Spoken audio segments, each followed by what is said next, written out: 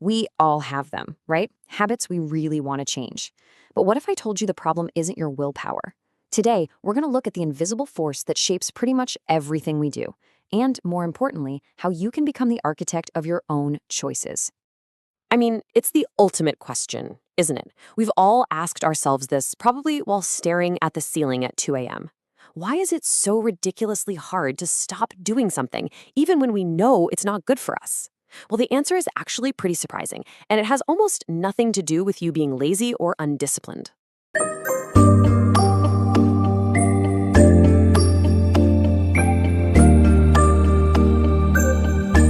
So let's get right to it.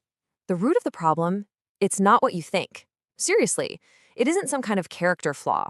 It's all about a simple, incredibly powerful feature that's hardwired into every single one of our brains. Let's call it the easy button. And here it is.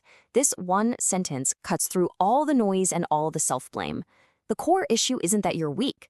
It's that the bad habit, the very thing you want to stop doing, is just, well, it's just too darn easy to do. That's it. That's the whole secret.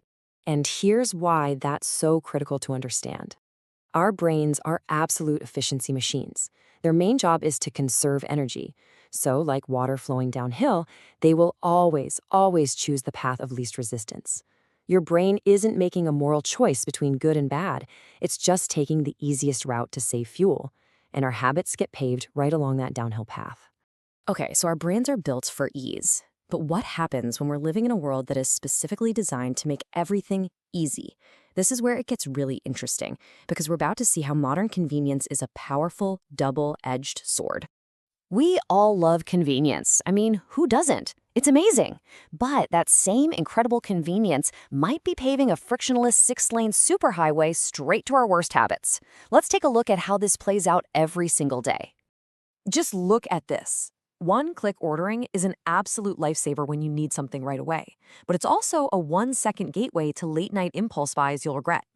Or streaming services. They're fantastic for that movie night you planned, but that sneaky little autoplay feature can easily turn it into a 2 a.m. binge session.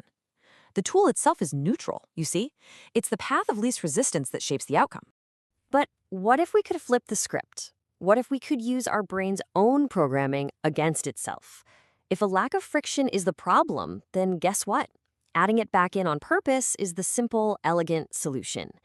It's time to talk about the incredible power of friction. This is what we're talking about, behavioral friction. And listen, this is not about building some giant impossible wall.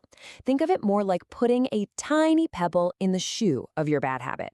It's just a small, intentional obstacle that's designed to make you pause, snap out of that autopilot mode, and actually think for a second.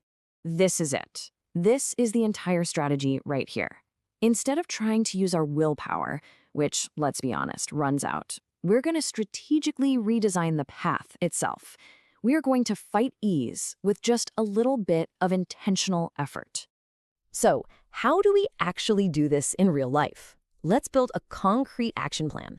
How can you become the architect of your own choices? Simply by making the wrong ones a little bit harder to get to. This one thought changes everything. It reframes the whole challenge. Instead of asking yourself, how can I find more self-control? You ask a much better question. How can I make this choice I don't want to make less convenient? You're shifting the focus from your internal willpower to your external environment. And it all comes down to a really simple 3-step process. Step 1, identify the habit. Let's say it's mindless phone scrolling in bed. Step 2, find the convenience that makes it so easy. Well, the phone is right there on your nightstand. And step 3, add the friction. Charge your phone overnight in the kitchen. That little bit of extra effort, having to get out of your warm bed, that can make all the difference in the world.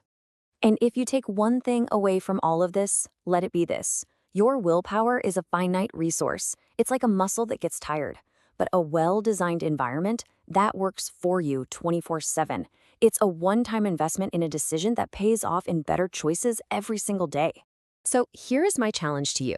Don't try to change your entire life at once. Just pick one thing. What's one small point of friction you can add to your environment today that will nudge you in a better direction?